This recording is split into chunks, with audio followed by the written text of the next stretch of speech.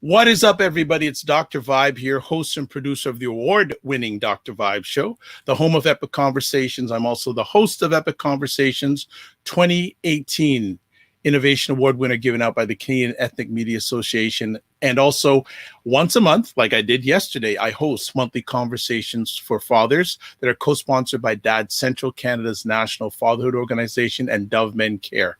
And as always, I like to say you're blessed, highly favored, a magnet for miracles, and a solution for someone's problem. And if you know anything about the Dr. Vibe Show, we always like to have new friends and new great initiatives, well, new to me, initiatives that are beneficial to people, and especially Canadian people, since I'm in Canada, I'm in Toronto. So we have another new friend and new initiative today. We have Henri Huard. He's actually from the Employment and Social Development Canada Department, and we're going to be chatting today about Canada's Volunteer Awards program. But before I bring Henri on, I'm going to give some background about the Canada's Volunteer Awards. The objective of Canada's Volunteer Awards is to recognize volunteers and bring national prominence to the contributions individuals, not-for-profit organizations, social enterprises, and businesses make to their communities through volunteering.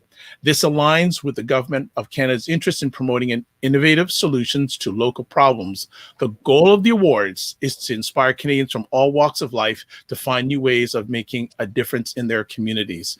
So that's a little bit about the program, but let's bring one of the faces of the program on today, Henri Huard. How are you, Henri?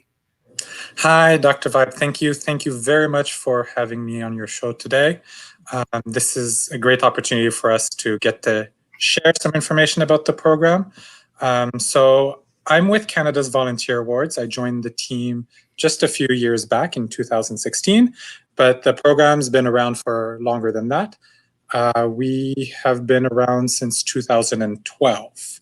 Right. To add on a bit to the little background that you gave about Canada's Volunteer Awards, yes, we recognize the volunteer contributions of individuals, groups of volunteers, socially responsible businesses, not-for-profit organizations, and social enterprises. We really want to recognize and support the importance of volunteering when it comes to community development. So that's the main purpose of the program. And we're right now in the middle of our call for nominations, or near the end of our call for nominations for the 2020 award recipients.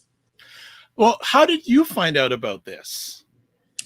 Well, the odd thing is that actually it speaks to one of the challenges of the program is I didn't know that the program existed until I joined the team. So when I joined the team is when I really got to learn about the program. And that's also one of the first things that made me realize that there's a lot of work still to be done to raise awareness about the program. And so that we've been trying to improve a little bit every year to reach more groups and more stakeholders and make more friends, as you put it, to help us spread the good news about the program. Volunteering, it's probably one of those things that a lot of people take for granted. Would you not? Would you say that? Yes, absolutely. Actually, it's incredible how challenging it can be sometimes to even get nominations for the awards, because a lot of volunteers volunteer from the goodness of their heart, not because they're looking to be recognized or they're looking for awards. So we put a lot of work to draw attention to the call for nominations, because a lot of volunteers do what they do because it's just part of who they are. It's just part of being a member of the community. And we really, really want to highlight that because it's essential. Our communities wouldn't be as strong and as healthy as they are without the invaluable work that volunteers bring. Absolutely. In regards to these awards, like how much work is involved in making this happen? A lot. So although we are a small team, we are very busy. So the way that it works is that our program runs on a cycle. So we start our cycle, and it's an annual cycle. We start our cycle with the launch of the call for nominations. So we open a call asking Canadians and organizations to nominate either themselves or someone that they know that they feel deserves to be recognized for their wonderful volunteer work. And Henri, so, so let me just stop right there. oh, So yes, what are some of the qualifications if yes. either you want to be if you want to nominate someone, and also could either an organization or an individual nominate themselves? Yeah, absolutely. So the qualifications are very simple. We recognize any individuals who are at least 18 years of age. And for organizations, the representative of the organization has to be at least 18 years of age, whether it's a business or a not-for-profit. They have to be Canadian or a resident in Canada, a permanent resident, or even qualify under the Refugee Act and being in Canada. And so the main thing other than these criteria, the main thing that we're looking for is volunteer contributions. So the entire nomination is based on the volunteer work that was done. And when it comes to businesses and charities and not-for-profits that are nominated, they have to be registered in Canada. Okay. So, and the work has to happen in Canada. It doesn't have to happen 100% in Canada. It can also happen partly overseas as well, but a big part of the work, most of the work has to be in Canada. And for nominating themselves, yes, self-nominations are accepted because not everyone has access to equal networks and opportunities for engagement across the country. We have recipients that are in very isolated, remote regions of the country, just like we have recipients that are from very populated, large cities. And so the type of networks that they have access to and the nominators that are available are very different. Excellent. So once the nominations are in, and the deadline for this year is coming up soon, like September 30th, yes. What is the next step of the process? So the first thing that happens once the call for nomination ends is we go through a screening process. So it's just to make sure that all the nominations are entered properly. We have all the material that's needed, including a letter of support. And then if needed, we follow up with the nominators and the nominees just to make sure that whatever that's missing can be submitted before it's too late, because at one point we then have to move on to the next step after that, when screening is done, which is the assessment. And we try to really focus on the fact that this is a program for Canadians by Canadians, because when the nominations are assessed, it's not by a bureaucrat such as myself. It's really peer assessment, because they are first assessed by regional reviewers, and the regional reviewers are composed of volunteers from across the country. And who is better suited to know the landscape of volunteering in the different regions of the country than other volunteers? And so we count on the help of volunteers who signed up with us to become regional reviewers. And if anyone who's listening is interested in becoming a regional reviewer, please feel free to send us an email. We'll be very happy to work with you and form new relationships. But then the regional reviewers, they work on assessing approximately 20 nominations each, depending on the number we get each year, but approximately 20 nominations each over a period of 4 to 5 weeks. And so once that's done, they score the nominations, they add their comments. We take the averages because each nomination is assessed by at least 3 reviewers to try to keep it fair, so we can come up with a fair average, because some reviewers might be a little stricter than others, some reviewers might be a little more generous. So we try to make it as transparent and balanced as we can for all the nominations. And so when that's done, we take the scores of all the nominations, and it helps us identify the top ranked nominations. So what that means is in each region and category, as it is right now, we have 5 categories for the awards. There's one national one, which is the the Thérèse Casgrain Lifelong Achievement Award for volunteers that have contributed 20 plus years of their lives to volunteering. And then there are 4 regional awards. So there's the Emerging Leader, which targets youth between the ages of 18 and 30. There's the Community Leader Award for individual volunteers or groups of volunteers of at least 18 years of age, doesn't matter for how long, and they've been volunteering, it's based on their work.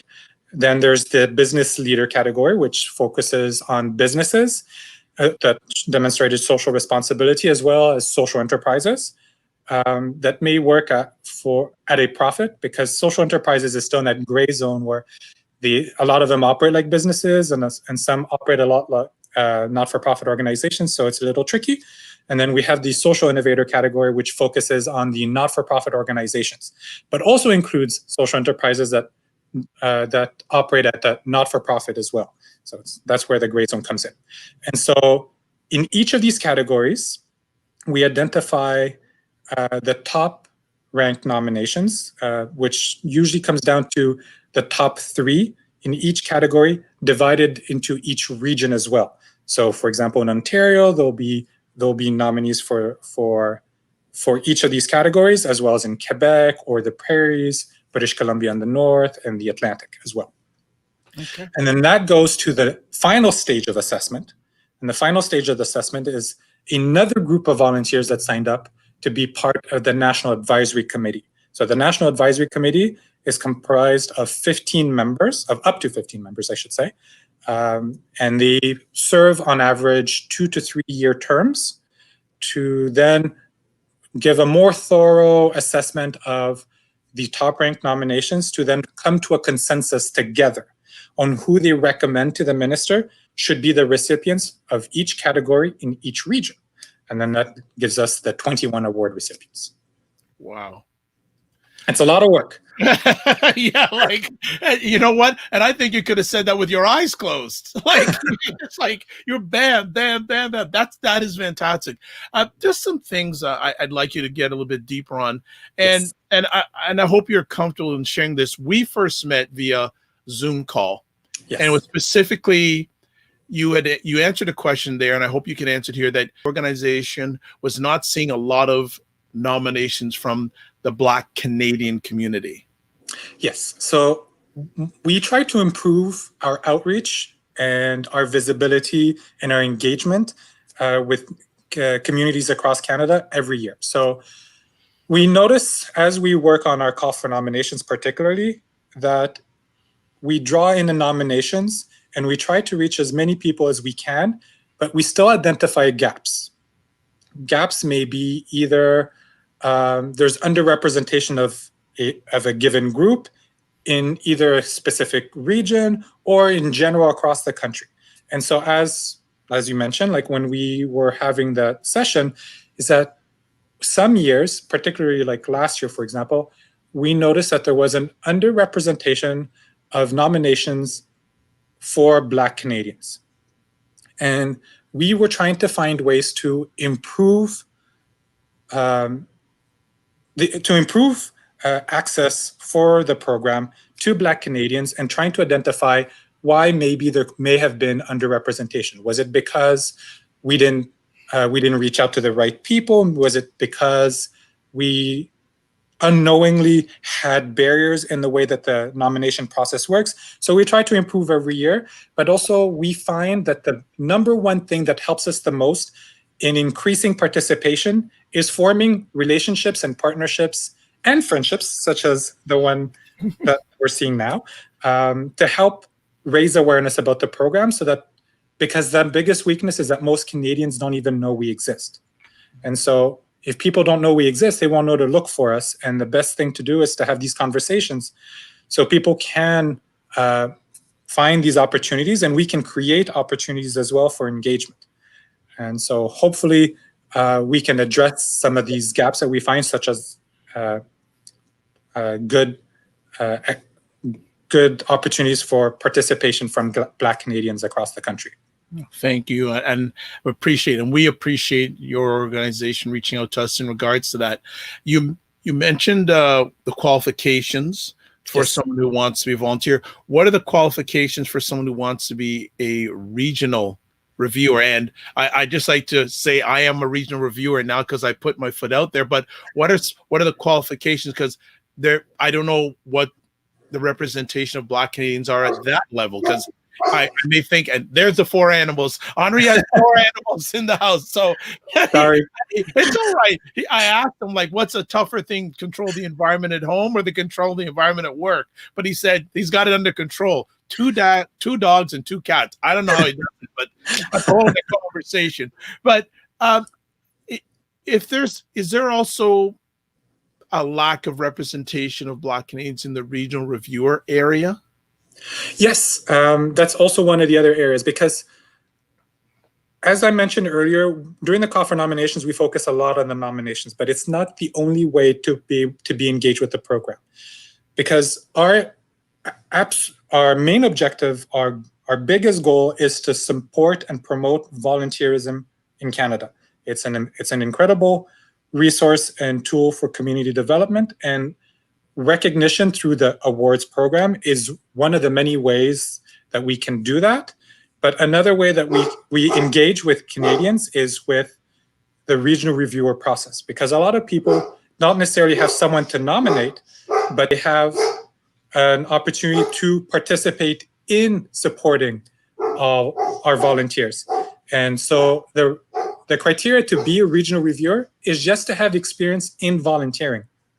That's it. We only seek Canadians that are at least 18 years of age, who have volunteered and who are interested and available, because there's a lot of self-sufficiency required in being a regional reviewer in order to assess the nominations, because it's done from your own computers using our online system to access the nominations. Of course, there are privacy concerns to be addressed. So everyone who's a regional reviewer also has to agree to protect the personal information of the nominees and nominators, because they'll have access to some information as they assess the nominations, but also to try to keep the information confidential, because depending on how the nomination assessment goes, the regional reviewers might have a bit of an insight of who will make it to the top rank. And so we want the recipients to find out first before the rest of the Canadians do.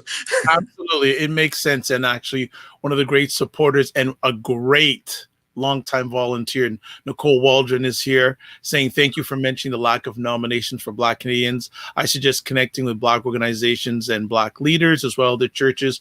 Nicole, you and I will take that conversation offline, because you know enough of them, and then we can use this video to make them aware and create the awareness in regards to Canada's Volunteer Awards for Black Canadians. So I think great suggestions, absolutely, and it's something that needs to be known about. Let me ask, Henri, how has 2020 had an effect on the Volunteer Awards? Yeah, the effect has been huge, huge, huge, because normally during our call for nominations, we take the time to meet people face to face. We take the time to attend a variety of conferences and events, and trade shows, anything really where we might find individuals or organizations or even businesses that are involved in the charitable sector in any capacity, to try to build relationships. We find people tend to be very receptive when we have conversations, and we give a face to a name instead of blindly sending out emails or randomly posting on social media. We try to find ways that are engaging. So this year, we couldn't do that, for the safety of Canadians and for the safety of our team as well. We couldn't travel and we couldn't meet face-to-face with everyone. So we had to find new ways to do this. So one of the ways was trying to organize virtual sessions, such as the one where you and I met, to share some information and gauge interests of different possible stakeholders across Canada, to form new relationships and engage in interesting conversation and partnerships to promote the awards, but maybe finding common grounds where we might mutually gain from working together. And so one of the things that we did was those types of sessions, but another thing that we did is we tried to work in a different way with organizations that we knew had national reach across the country, to form agreements and partnerships so that we may distribute information in a different way. in a more interesting way, although virtual still, to organizations and volunteers and businesses across the country. And then we tried to do something else because we realized that because we can't do the face-to-face, that means some of the more remote regions may have a harder time hearing about the call for nominations. So we tried to work on a different, more traditional means of outreach. So we created postcards that we could distribute through the mail that would be available on demand for anyone who wants them. So they're still available now, even though the call for nominations is coming to an end soon. If people reach out to us and they ask us to have copies, if they know people that they'd like to share them with, just let us know and we will get them shipped out. But we have postcards for visuals. We have a whole bunch of material online as well. But we are also very fortunate this year that we found a lot of people that wanted to help share information about the call for nominations, who, like us, believe that it's crucial to recognize volunteers across Canada. Wonderful. That's it. It's fantastic. Great. It's always nice to hear about wins and success. Mm-hmm. Fantastic. And I'm going to start winding down now because Henri's been great. He's been managing the dogs. Like, there was only one dog barking, so he's doing a great job. Very impressed. Right. Very impressed. So with this nomination phase ending, when would the awards be scheduled to be given out based on the nominations that are going to be received before September 30th? So because this year is tricky, we have a kind of a double cohort situation going on. Because normally, with 2020, we would have had our awards ceremony during National Volunteer Week in April. So we have our 2019 award recipients who have been announced earlier this year.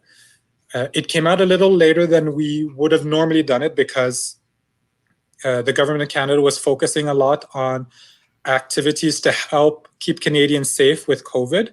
But as resources were being made available for other good news stories, such as Canada Volunteer Awards recipients, we announced the recipients of the 2019 call for nominations, but we didn't hold the ceremony for them yet. So there are a few things that are going to happen. So we're working on bridging between this year and next year some opportunities for the 2019 recipients, but also to try to build some momentum towards the 2020 call for nomination recipients. So we are going to organize a virtual exemplary practices session, which is sort of a knowledge sharing event for the recipients. So the recipients will get to meet each other, because normally as part of the recognition package for the recipients of any cycle, we invite them to come to an in-person ceremony in the National Capital Region. So we take care of bringing them from wherever they are in Canada to the National Capital Region, where they will meet the other recipients, get to know each other, share some of their best practices. We organize the exemplary practices session around a theme that's timely and important, depending on the time period that we're in. For instance, we are looking a lot at the recommendations from the Special Senate Committee on the Charitable Sector, and about the importance of recognizing volunteering and the different groups that may be underrepresented, the seniors that also are one of the groups that are underrepresented in recognition, for instance, and how we can contribute to that. And so what's going on is that for the nominations of this year, we'll be going through the different phases of the assessment that I described earlier, which take a while. So even though the regional reviewers have 4 to 5 weeks, the NAC members also have another 4 to 5 weeks, but then there's a deliberation process, and then it takes a little while to prepare for the next ceremony. If all goes well, and if the second wave of COVID is under control, we are hoping that that during the spring or early summer of next year is when we'd be able to hold the next ceremony with the recipients being announced. But we're trying to prepare in case something happens or in case we need to do things virtually again. But between now and then, we're hoping to also have a few things in place, either for International Volunteer Day or at least to highlight the 2019 recipients to try to bridge the gap between now and then. Excellent. Of course, not more work to do, right? Of course. And that's assuming nothing else comes up in the meantime. Exactly. Well, what is the most challenge? What's the biggest challenge right now the Volunteer Awards is dealing with? Well, the biggest challenge is dealing a bit with the unknown in the nominations we'll receive. Because the trends are a bit the same every year, where a lot of people get started at the beginning of the call for nominations and submit a lot of nominations, but the bulk of the nominations that we receive are in the final week. We've entered the final week, so we're seeing the numbers come in, but we don't really know how many we will get until the end, and we won't know if we did a good enough job in reaching out to everyone until we see the nominations.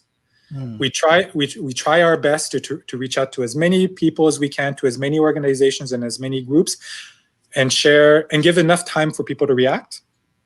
But until we see the numbers, that's the hardest part. Then comes with the regional reviewers, because as you pointed out earlier, we also have a challenge in having good representation of all groups in Canada amongst the regional reviewers, so that to give as fair of an assessment as possible to the nominations. So we always struggle there in getting the volunteers that we need, but we've been lucky this year. People have really stepped up, because as I've heard this morning, we have 90 volunteer regional reviewers. How many? 90. Wow! And even then, yes. But that's thanks to the generosity of Canadians who want to recognize the importance of volunteers and volunteering. But yes, even though we have 90, it's still going to be quite a bit of work for the regional reviewers, because as I mentioned earlier. Should I quit now? Sorry? Should I quit now? It's going to be quite a bit of work. No. It's not going to be overwhelming, but I'm just joking. It's still significant, because it's on top of whatever volunteering that you or any other regional reviewers already do, on top of your work and on top of your obligations and on top of whatever other things that happen in our lives. Life. Yeah. And but because we try to not overwhelm, and that's why we seek a lot of regional reviewers, so that people don't get burnt out and they want to continue. So we try to have each nomination assessed by 3 reviewers at least, and that comes up to about 20 nominations per reviewer if all goes well. And depending on the nomination, it can be anywhere between 20 minutes to an hour per nomination. Okay. Over 5 weeks. All right. Well, you know what? I think that's enough. And Henri said this is the last work thing he has to do for today. So he's ending the day right. Don't you think, folks? He's ending the day right. Now, I know that people are saying, well, if we can't watch a video, is there a place we can go to check this out? So what I'm doing for those people who are watching, either live or on the replay, there is the website address for you. Please take it down and go. It'll give you all the information. I'll give another bonus. If you want, folks, this is what. So if you click on that URL or website address, this is the page you should come to. And it'll give you a full description. As you see, there's clickable links, and you can scroll down and gives you regional reviewers, National Advisory Committee, National Award. All the information is on one page. Community leader, everything you've got is all emerging there. So basically, it goes into more detail on what Henri has shared during our conversation. That you can actually read it on whatever digital device. It's all there at the website address. So I think that is absolutely fantastic. for us and for everyone who's interested in this. So, Henri, I'd like to say first and foremost, thanks for taking time out of your positive, productive schedule. You and your team are doing an outstanding job. Thank you for making me aware of this great opportunity, for acknowledging and giving props to the work that many individuals are doing across Canada. Thank you also for you and your teams to say we'd like more Black Canadians involved in this process, not only from an award-winning end, but also the nomination end and also the evaluation end. That's appreciated and not taken for granted. Do you have any final words you'd like to share with us today? Well, first of all, thank you very much for organizing this and inviting us to share the news about the program. And thank you to everyone who joined and took time out of their day to listen to us talk. Yeah. Yes, thank you. When's the deadline date for nominations again? Yeah, so the call for nomination closes on September 30th. We do accept nominations online through our nomination system, but we also accept them by mail or by email. We can, if you want, contact us. We can answer all kinds of questions, provide you copies of forms if you'd like to submit the nominations so that they can be submitted to us electronically or by mail, whatever that's easiest. And if there's an interest for participating as a regional reviewer, let us know, and we'll make sure to get you prepared and set up to be able to help with the assessment. That is absolutely fantastic. And Nicole is saying, thank you for sharing this valuable information. That is fantastic. Again, and also too, if people have questions about being a regional evaluator, I am one of them, and I'm going through the process right now. So I'm a little bit further ahead, and I can help you in regards to that. So thank you so much. It is Dr. Vibe. I'm host and producer of the award-winning Dr. Vibe show, the home of Epic Conversations. I'm the host of Epic Conversations 2018 award winner in the innovation category given out by the Canadian Ethnic Media Association. And once a month, one of the things I do too is I host online conversations for fathers that are co-sponsored by Dad Central, Canada's national fatherhood organization, and Dove Men Care. If you want to get in contact with me, the best place to go to is my website, and it's up on the screen right there. You can see it. If you're watching, it's scrolling on the screen. If you like to go there, and everything you want to know about Dr. Vibe is there. Replays of my epic conversations. I've done over 2,000 of them. All my social media contact information, if you want to be a guest on the show, is all there. As always, I'd like to finish off with this. Live your life as a dream. If you can dream it, you can make it. Sometimes you have to get small to get stronger. Block assumptions and aim bigger, aim better, aim higher, aim wider. And I want to encourage, if you are interested in this program, recognition of the great volunteer work done by Canadians, please, please, please find out more information. God bless. Peace be well. Keep the faith and walk good. Thank you for watching live on the replay. Bye-bye, everybody.